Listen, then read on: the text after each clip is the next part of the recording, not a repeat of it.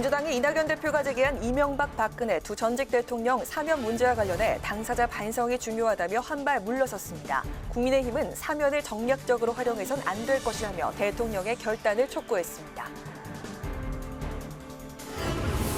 민주당은 공수처장 인사청문회를 오는 23일까지 완료하고 이달 중 공수처 출범을 추진하기로 했습니다. 국민의힘은 동부구치소 코로나 집단 감염은 방역 실패가 낳은 후진국형 참사라며 대통령의 직접 사과를 요구했습니다. 민주당이 오는 8일 임시국회 회기 종료 전까지 중대재해처벌법을 본회의에서 처리하기로 했습니다. 국회 법제사법위원회는 내일 소위를 열어 쟁점 타결을 시도할 예정인데 최종안 마련 여부가 주목됩니다. 뉴스앤 파워 인터뷰. 오늘은 더불어민주당 남북고속철도 추진특위위원장인 양기대 의원과 함께 남북고속철도 건설을 위한 준비와 향후 과제, 그리고 다음 주부터 집행될 3차 재난지원금 기대 효과에 대해 짚어봅니다.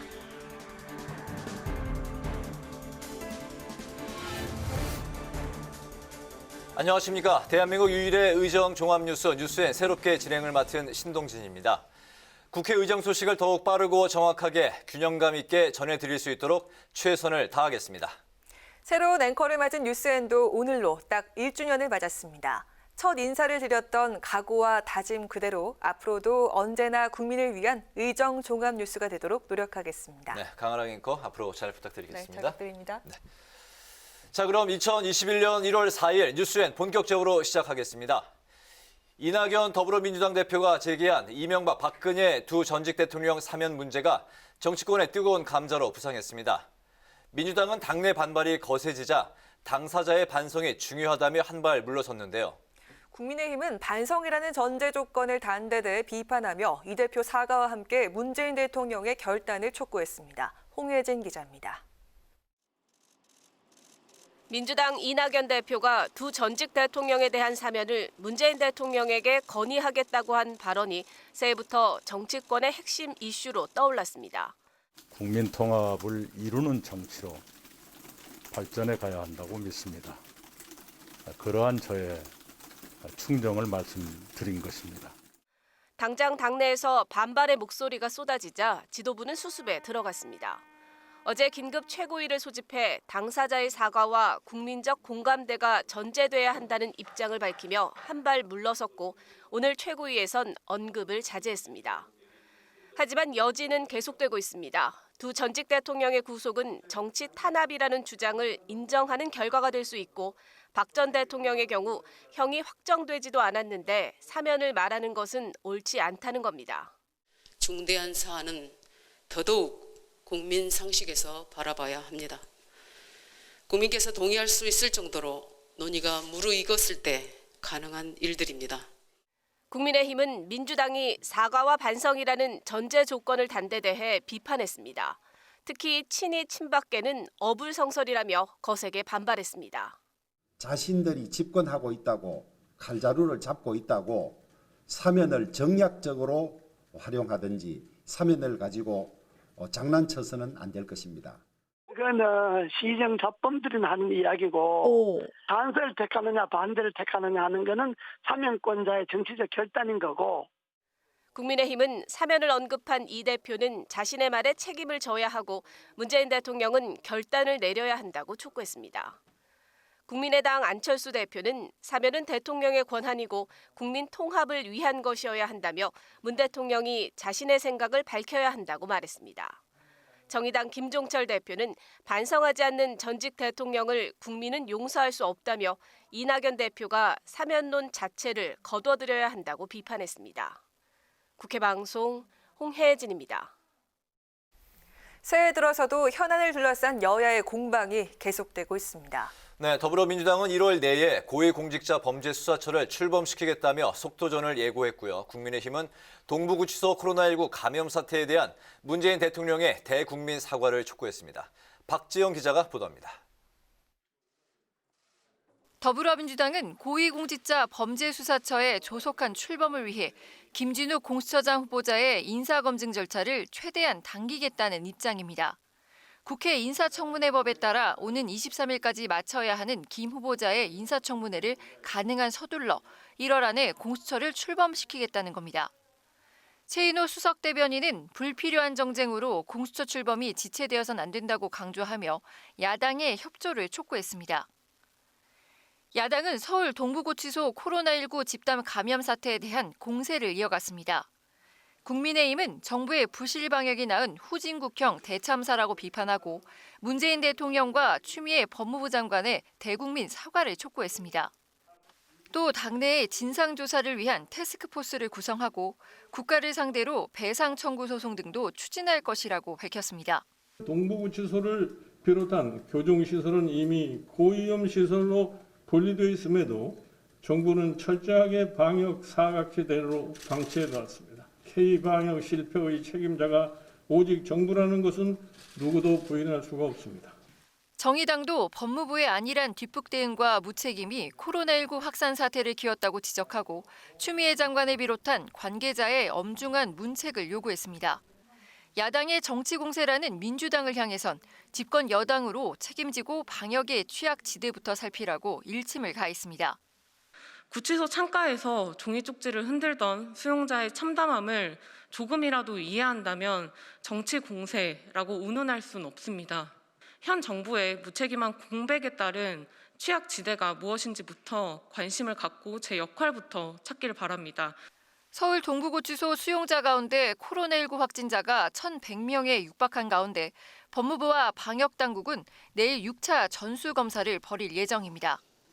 국회방송 박지영입니다.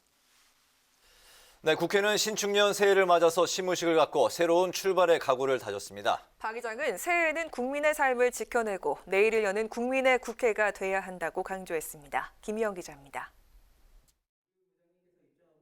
박병석 국회의장은 2021년은 국민의 일상을 되찾고 내일을 여는 국민의 국회를 만드는 실질적 원년이라고 강조했습니다. 국민들의 소중한 일상을 되찾고 보다 나은 삶을 위해 비전을 세우고 실천해야 할 것입니다. 우리 정치권은 갈등과 대립에서 벗어나 통합, 민생, 평화, 안전을 위해 헌신해야 합니다. 박 의장은 또 내년 대선을 앞둔 상황에서 정권이 교체되더라도 지속 가능한 중장기 국가과제를 발굴해 새로운 정부에게 제시하겠다고 밝혔습니다. 국회의장 직속으로 출발한 국가 중장기 어젠다 위원회는 5년 단임 임기 정부가 감당하기 어려운 국가적 중장기 과제를 연구하고 국제적 네트워크를 강화할 것입니다. 특히 남북국회회담 추진 자문위원회를 가동해 남북국회회담 준비와 남북관계 평화 교류 협력을 위한 청사진을 준비하고 있다고 덧붙였습니다. 더불어민주당과 국민의힘은 별도의 시무식 없이 예정된 일정을 진행했는데 두 당 모두 새해 소망은 코로나19 종식과 경제 회복이었습니다. 더불어민주당 이낙연 대표는 요양원을 비롯한 취약시설을 중심으로 코로나19 확산을 방지하고 2월 국회까지 한국판 뉴딜 관련 입법을 추진해 기업에 새로운 활력을 불어넣겠다고 밝혔습니다. 새해는 코로나19의 상처를 회복하며 새롭게 출발하는 회복과 출발의 해로 만들겠습니다.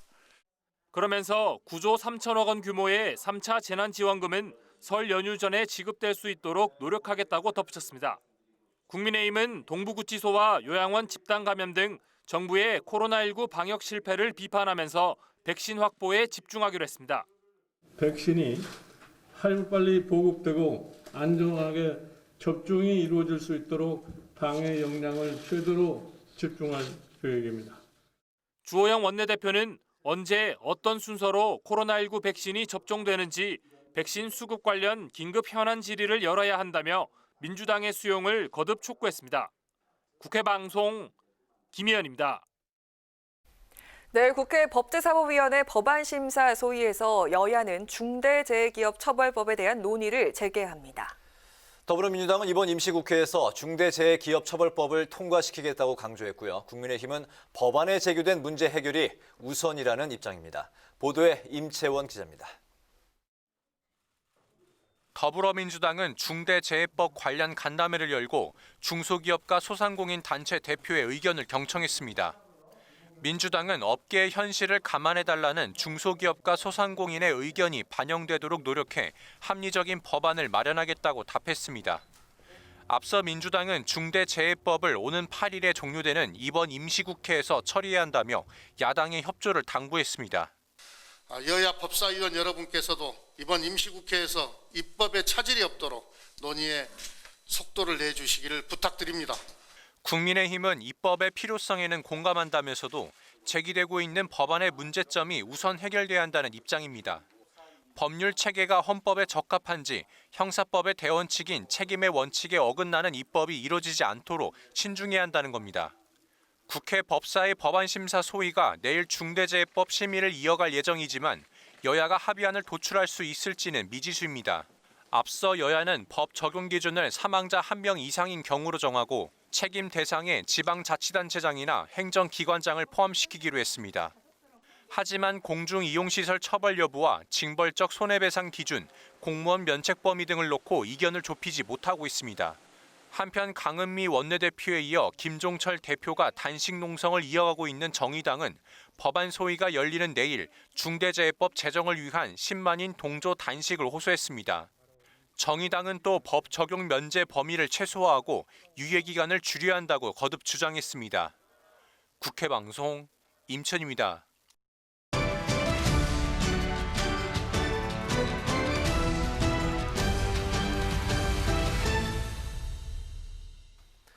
네, 이슈 분석 장정현 기자와 함께합니다. 어서 오십시오. 안녕하세요.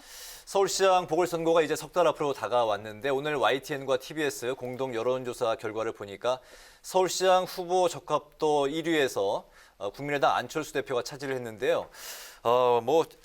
아직 그 시작이긴 하지만 여야 모두 고민이 참 많을 것 같습니다. 네, 그렇습니다. 이 보궐선거 주도권 안철수 대표가 우선 잡았다. 이런 해석이 나오는 여론조사 결과였습니다. 네. 결국 여당은 여당대로, 야당은 야당대로 고심이 깊을 수밖에 없는 대목일 것 같은데요. 오늘 발표된 여론조사 결과를 살펴보면요.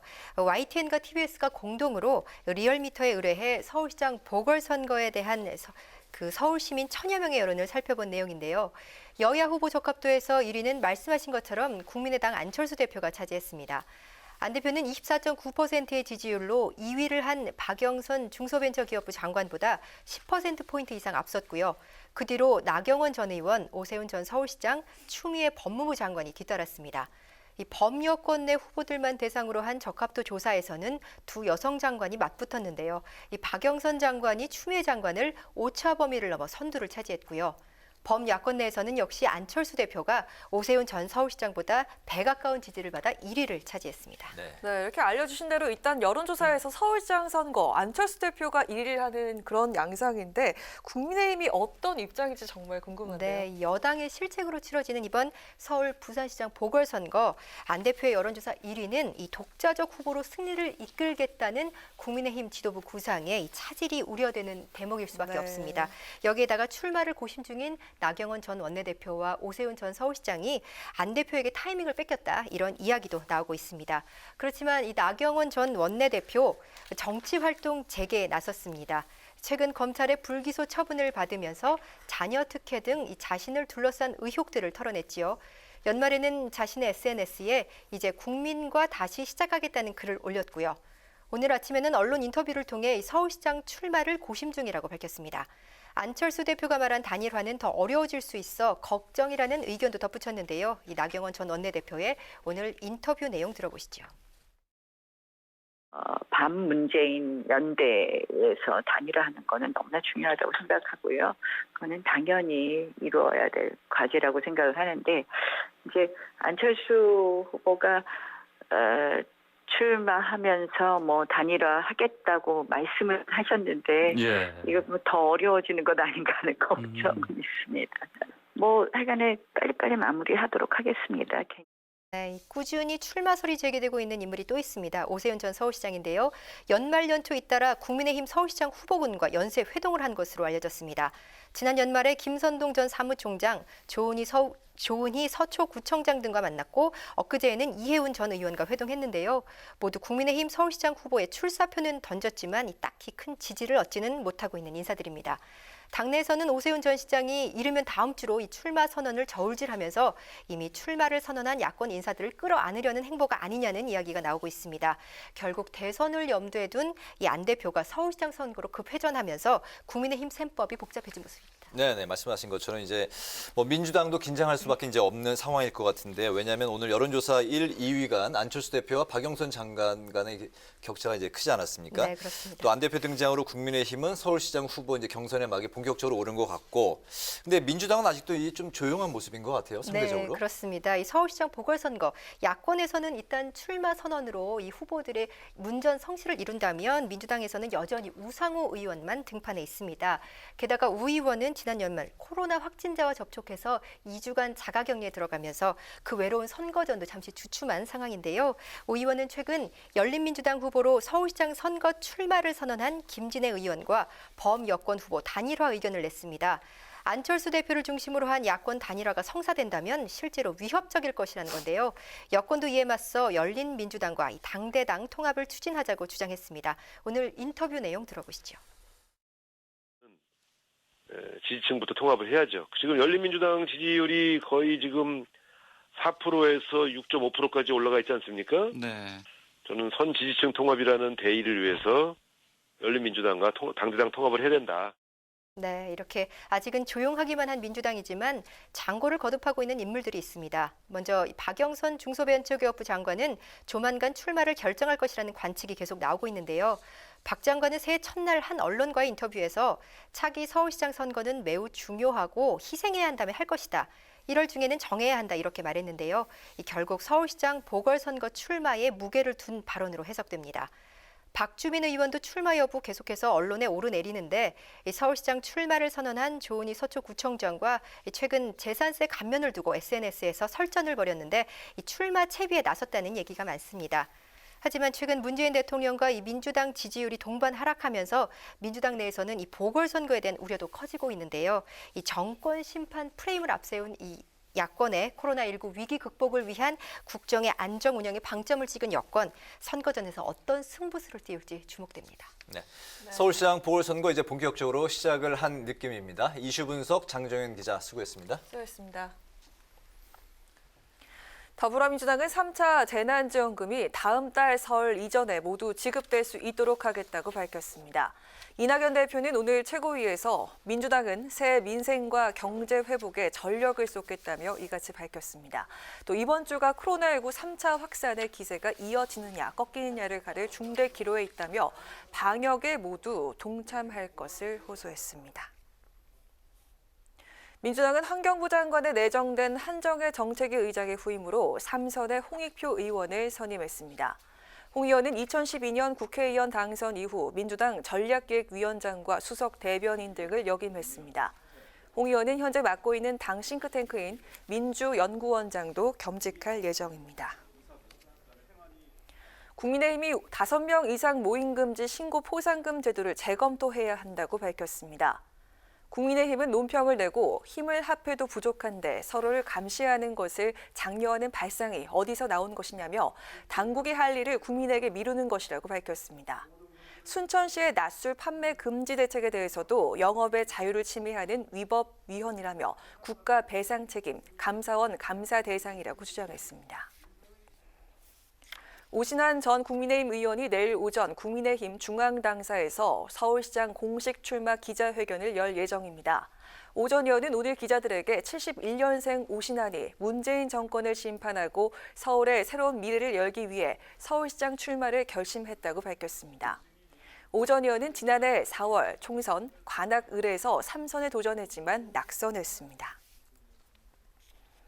국회에서 일하는 민간 근로자 225명이 정규직으로 전환됐습니다.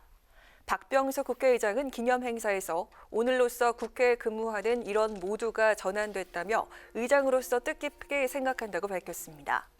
이번에 정규직으로 전환된 민간 근로자는 시설 관리, 정보기기, 고성연수원 관리 담당자 등 225명이며 국회는 지난 3년 전부터 민간 근로자의 정규직 전환을 추진해왔습니다.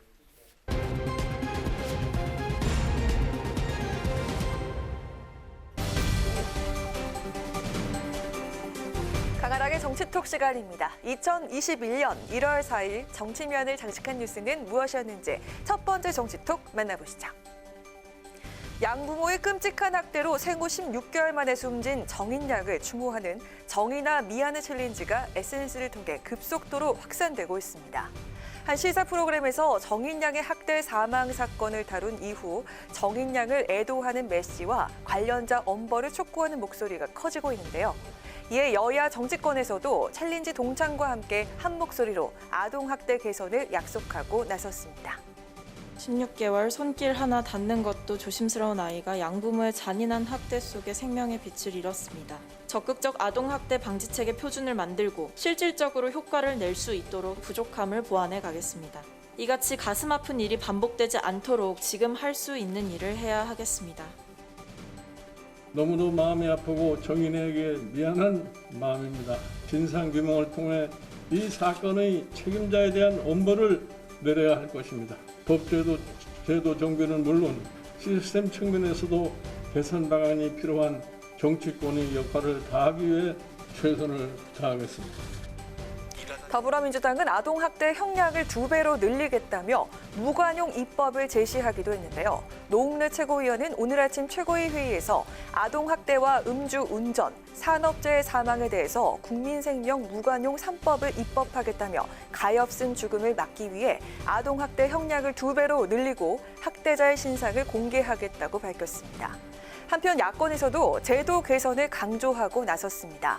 국민의힘 김종인 위원장은 소중한 아이가 학대당하는 현실이 안타깝고 부끄러울 뿐이라며 법과 제도 개선 등 정치권 노력을 다하겠다고 밝혔습니다.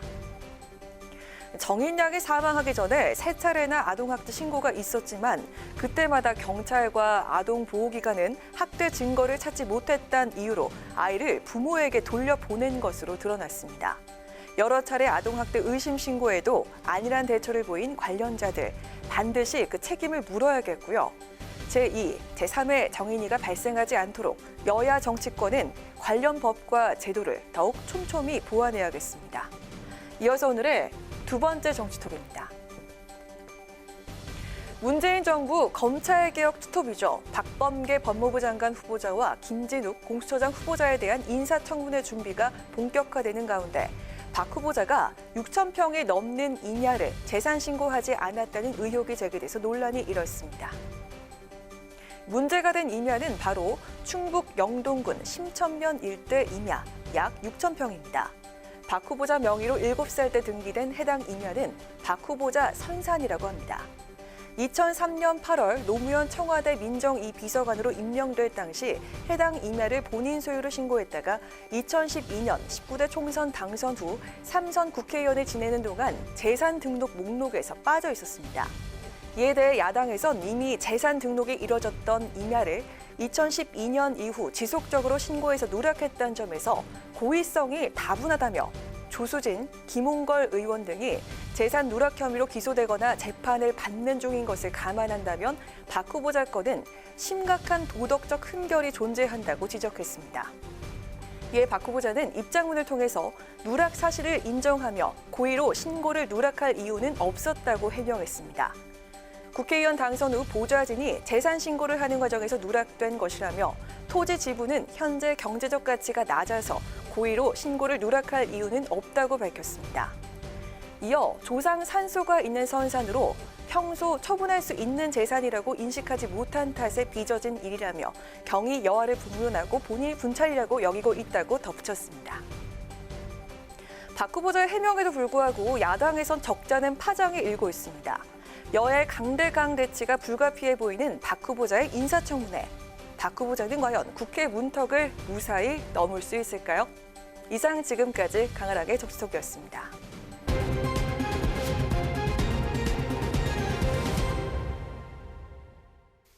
네, 새벽도 민주당의 이낙연 대표가 띄운 이명박 박근혜 전 대통령 사면론 연초 전국에 쟁점이 되고 있습니다. 민주당 지도부가 당사자 사과라는 조건을 달면서 수습에 나서자 국민의힘은 강한 유감을 표명을 하면서 책임 있는 자세를 요구하고 있는 상황인데요.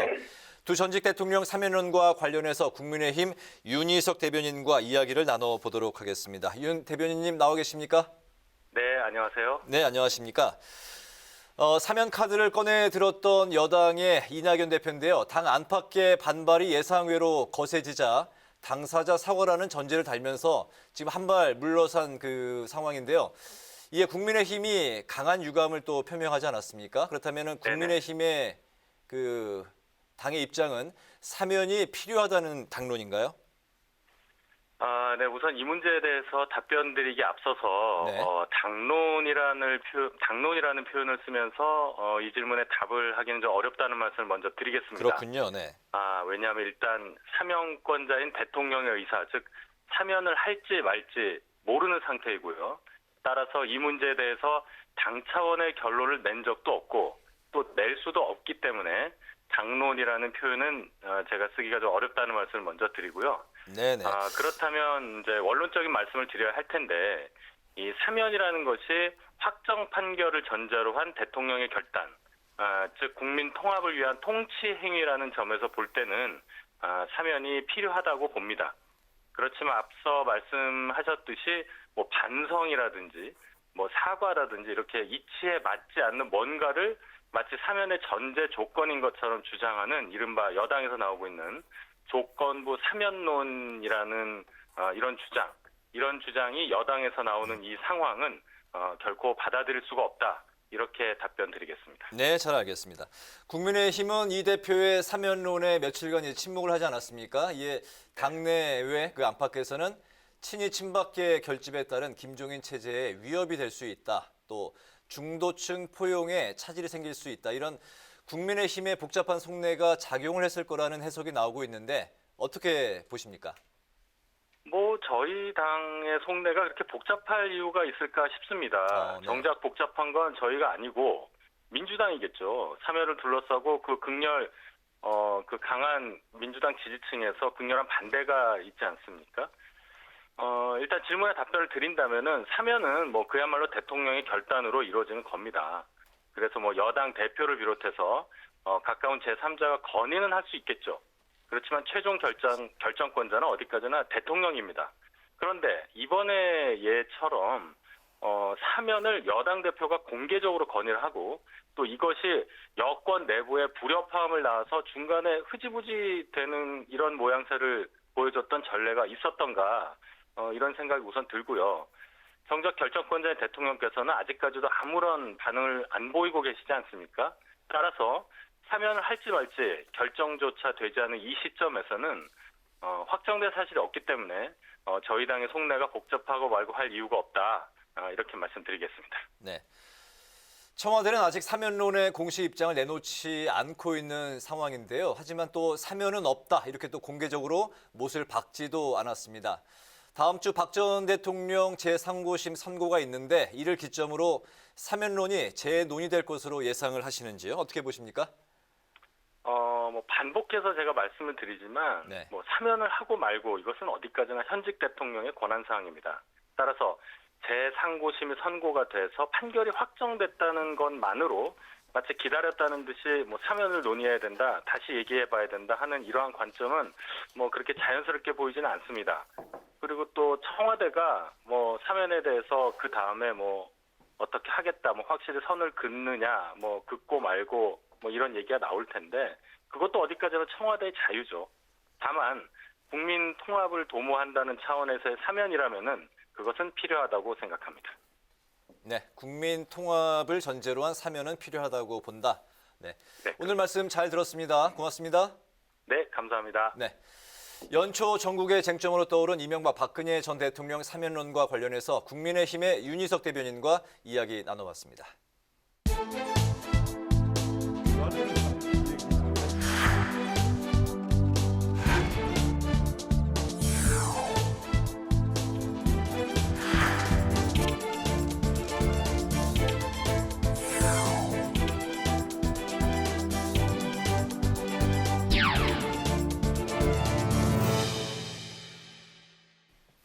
네, 이번 시간은 뉴스앤 파워 인터뷰 코너입니다. 하노이 북미 정상회담 결렬 이후에 남북 시계는 멈춘 상황인데요. 이에 따라서 민주당 꽉 막힌 남북 관계를 풀고 남북 정상이 합의한 철도 연결 이행을 위해서 남북 고속철도 추진 특위를 설치하기로 의결을 했습니다.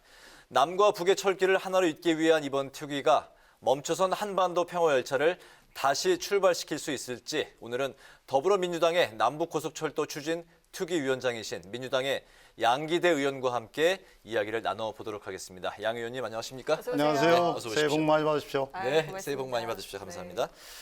남북관계 개선 의지가 강한 이제 이낙연 대표지 않습니까? 특별 지시로 여당 안에서 남북 고속철도 추진 특위를 설치하기로 의결을 했는데요. 의원님께서는 이제 특위위원장으로 선임이 되셨고 그동안 행보를 보면 남북 고속철도 건설에 목소리를 계속해서 이제 높이셨다는 말입니다. 남북관계 개선과 남북 고속철도 어떤 의미가 있습니까? 네, 우선 남북 고속철도라는 그 단어조차 사람들이 많이 얘기하지 않습니다. 네. 철도 연결, 기존 철도의 개선, 개량 뭐 이렇게 얘기하는데 저는 광명시장을 할 때인 2015년 말부터 네. 남북 고속철도 건설을 주장했습니다. 그런데 왜 그러냐면 지금 우리 대한민국이 북으로 막혀 있어서 섬입니다. 이 섬을 뚫고 북한을 거쳐서 대륙으로 가야만이 한반도에 평화가 있고 번영이 있고 또 남북이 동반으로 잘 살 수 있는 길이 열린다는 그런 생각을 해왔습니다. 그런데 그동안 나름대로 여러 가지 활동을 해온 결과 우리 더불어민주당에서 앞으로 바이든 정부가 출범하면서 북미 관계 또 남북 관계의 개선 가능성에 대비해서 이렇게 특위를 설치해서 남북 고속철도와 한반도 평화와 번영의 문제를 논의하고 또 여러 가지 해법을 모색하자 그런 측면에서 이번에 이낙연 대표의 결단에 의해서 특위가 설치가 됐습니다. 그렇군요. 네. 네, 의원께서는 21대 국회에서 남북 고속철도 건설 관련해서 2차례 세미나를 여셨다고요. 그래서 그런데요, 이 남북 고속철도 로드맵이 무엇인지 궁금합니다. 네, 저희 이제 국회의원들이 의원 연구단체라는 걸 만들지 않습니까? 네. 그래서 여야 의원 한 22명 가까이가 통일을 넘어 유라시아라는 그런 연구단체를 만들어서 남북 고속철도와 관련한 세미나를 2차례 열었습니다. 그러한 그 활동과 또 앞으로 이 특위를 연결해서 이제 앞으로 계속 활동할 예정인데 우선은 남북관계, 북미관계 개선에 대비해서 특위에서는 우리 국토부, 그다음에 기재부, 또 통일부 등 관련 부처와 기관들을 상대로 해서 사전 준비를 좀 철저히 하려고 합니다. 또 한 가지는 우리 특위에서는 미국 민주당의 그런 관련 의원들과 함께 소위 유엔 제재 문제가 있지 않습니까? 이런 문제에 대해서 또 논의하고 이 철도는 유엔 제재 대상이 아니라는 점을 좀 강조를 해서 미국이 이런 철도, 특히 고속철도를 놓은 문제에 대해서 반대하지 않도록 하는 것. 또 한 가지는 중국이나 러시아와 또 밀접한 관계가 있기 때문에 그쪽에 정당, 집권당의 그런 의원들과 교류도 하고 특히 북한에 좀 정식으로 많은 또 제안과 또 설득 이런 것들을 해 나가려고 합니다. 네네. 철저한 준비가 이제 필요하다고 말씀하셨는데 사실 뭐 말씀하신 대로 한반도 남북 관계가 지금 꽉 막혀 있는 상황이고 또 유엔 제재로 이 고속철도를 또 이렇게 추진을 하기가 당장은 좀 쉽지 않은 상황이지 않습니까? 이게 내외적으로 이 상황이 지금 그 녹록치 않은 상황인데 그럼에도 남북 고속철도를 추진하기 위해서 어떤 준비가 필요하고 또 당면한 과제가 또 어떤 게 있을까요? 저는 2가지가 있다고 봅니다. 하나는 우리 내부에서 사전 준비를 철저히 한다고 생각합니다. 왜냐하면 지난 2018년에 9.19 평양 그 정상회담에서 네. 김정은 북한 위원장이 우리 문재인 대통령님한테 그 남한의 KTX와 같은 그런 고속철도를 놔달라고 얘기를 했습니다. 그래서 북한도 이 문제에 대해서 아주 적극적이기 때문에 우선은 첫째는 우리 한국에서 사전 철저한 준비를 하고 있다가 북미 관계와 또 남북 관계가 개선이 되면서 이 문제가 가장 또 주요한 의제로 이제 떠오를 거기 때문에 그런 상황에 대비해서 준비를 해야 하고 둘째는 미국을 더 설득하고 또 북한과 이 문제가 결국은 한반도의 평화 번영으로 가는 가장 중요한 길이라는 것을 더 인식을 공감해서 남북이 함께 준비하는 게 중요하다. 그래서 준비하려고 합니다. 네, 잘 알겠습니다. 네, 남북 고속철도 추진 관련 이야기 짚어봤고요. 현안도 한번 짚어보도록 하겠습니다.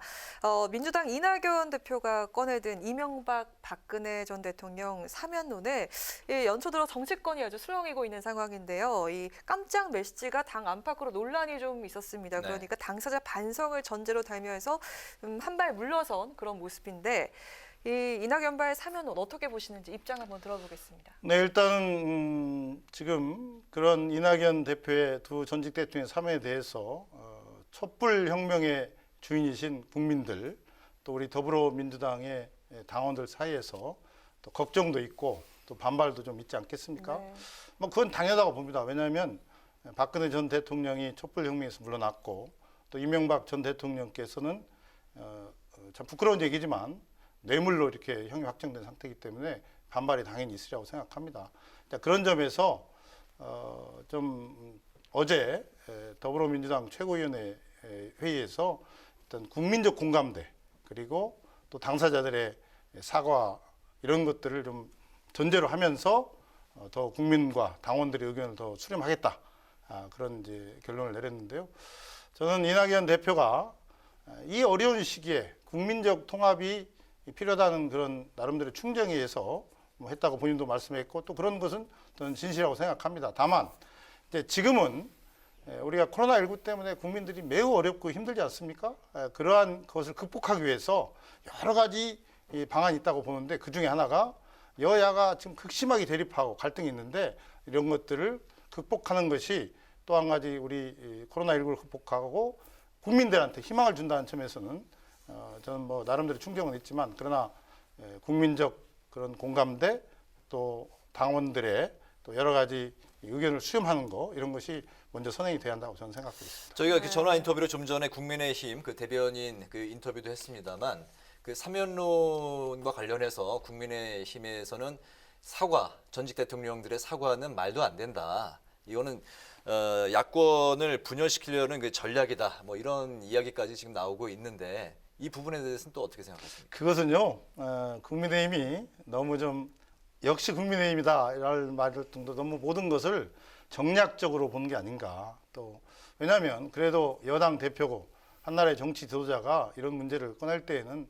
굉장히 진실된 의미 있게 저는 했다고 생각합니다. 그래서 아직은 이 문제는 결국은 사면권자인 대통령의 결단의 문제이기 때문에 지금은 이제 여론을 수렴하고 국민적 공감대를 형성해 가는 게 1번이고 어떤 자꾸 이것 때문에 서로 뭐 갈등이 생기고 또 국민적 분열을 더 조장하고 이런 일들은 없어야 한다는 생각을 하고 있고요. 오로지 여야가 지금은 코로나19 극복하고 국민의 민생 회복하는데 더 힘을 합쳐야 한다 그 생각을 하고 있습니다. 네, 야당은 지금 이제 국민의힘은 특히 이 사면론에 대해서 대통령의 결단을 이제 촉구하고 있는데 이 부분은 또 어떻게 뭐라고 말씀하십니까? 그러니까 이제 14일 날 네. 박근혜 전 대통령의 대법원 제3고심 이제 결정이 나지 않습니까? 네네, 그 14일이요. 14일 날 네네. 지금 예정이 돼 있는데 그러한 결론이 나면 일단 사법적인 절차는 마무리되는 거 아니겠습니까? 네네. 그럴 때 이번에 그런 제기된 두 전직 대통령의 사면 문제에 대해서 대통령께서 충분히 숙고하셔가지고 최종 결정을 내리지 않겠습니까? 그러한 과정 속에서 너무 갑론을박하면서 사면에 대해서 아전인수적으로 자꾸 해석하는 것은 좋지 않다고 생각합니다. 이제 그런 것들을 좀 차분하게 국민 공감대 지켜보면서 대통령의 결정을 기다리는 게 좋지 않을까 그런 생각합니다. 네, 알겠습니다. 네, 또 문 대통령의 새 전국 구상에 이목이 쏠리고 있습니다. 조만간 증폭 개각에 나설 것으로 보이는데요. 이번 인적 쇄신 카드 어떻게 평가하시는지 궁금하고요. 이게 여당의 분위기 쇄신으로도 이어질 수 있을까요? 저는 뭐 대통령께서 그렇게 개각을 잇따라 하는 것에 대해서는 찬성합니다. 왜냐하면 어찌됐든 현 정부의 부동산 정책이라든지 또 윤석열 추미애 두 분의 갈등이라든지 또 코로나19 방역이라든가 백신의 문제, 또 민생 문제 이런 것들 때문에 여러 가지 국민들이 좀 화도 나 있고 때로는 실망도 하지 않습니까? 그래서 이런 것들을 좀 일치나기 위해서 대통령께서 연쇄 개각하는 것은 찬성하고요. 물론 이것 때문에 뭐 분위기가 좀 바뀌려고 생각하지만 네. 그러나 더 중요한 건 뭐냐면 새로운 내각이 심기일전해서 또 당정청이 원팀으로 해서 아까 앞서 말씀드린 그런 국정 현안들을 좀 제대로 풀고 국민의 마음을 살 수 있게 하는 것이 더 중요하다고 생각합니다. 유능한 그런 내각이 국민의 어려움을 같이 풀어가는 그럴 때만이 진정한 저는 분위기 쇄신이라고 생각하고요. 네. 아마 대통령과 내각 또 저희 당까지 포함해서 그런 점들을 좀 깊이 명심해서 원팀으로 같이 했으면 좋겠다 그런 말씀드립니다. 네, 잘 알겠습니다. 방금 이제 민생 말씀하셨으니까 질문 하나 또 드리겠습니다. 지금 그 예결위 소속이시잖아요. 네, 예. 3차 재난지원금이 이제 다음 주부터 이제 집행이 될 예정인데 현재 그 소상공인과 고용 취약계층을 이제 위주로 한 250만 명에게 이제 집행이 된다고 하는데 3차 재난지원금이 정말 국민에게 어느 정도 기대 효과를 가져올 수 있을까요? 네, 지금 심각합니다. 저도 오늘 지역에 가봤는데 정말 중소상인들, 또 자영업자분들, 또 특수고용 노동자 이런 분들의 그 형편, 그분들의 이 마음 이게 보통 정말 우리가 꼭 어루만져주고 같이 할 그런 상황입니다. 네. 그래서 이번에 제3차 재난지원금은 그런 어려운 분들, 특히 어려운 분들한테 지금 9조 한 3천억 정도 가게 돼 있는데 우선 이분들이 이걸 통해서 최소한의 생존에 그 도움이 될 수 있는 그런 마중물 역할을 할 수 있다는 점에서 의미 있게 받아들이고요.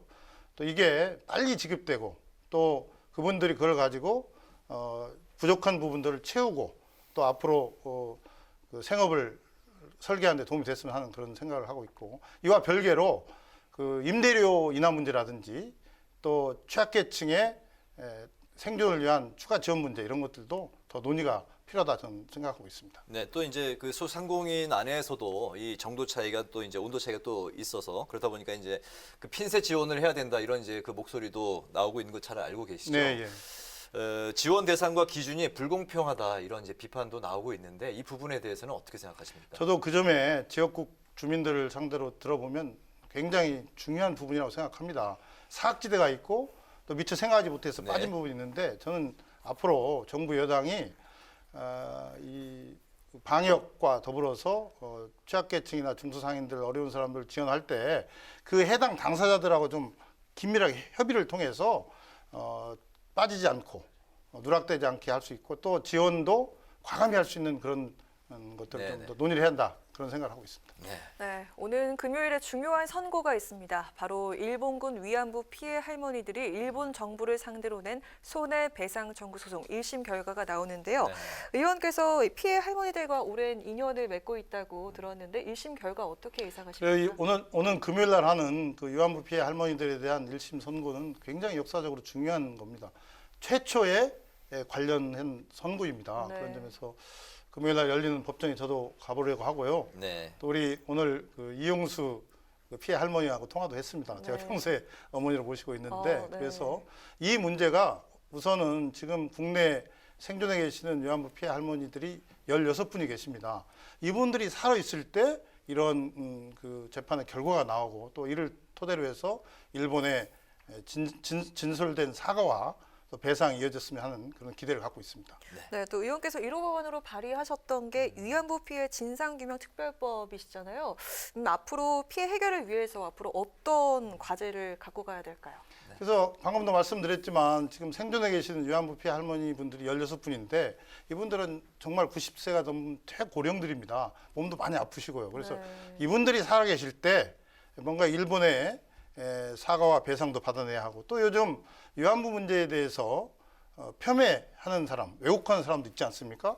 뭐 이런 분들에 대해서도 그렇지 못하도록 역사를 좀 바로 세우겠다는 측면에서 처벌법을 특별히 또 마련했습니다. 그런데 진상규명, 또 이런 처벌 이런 것들을 좀 국가가 나서서 해라.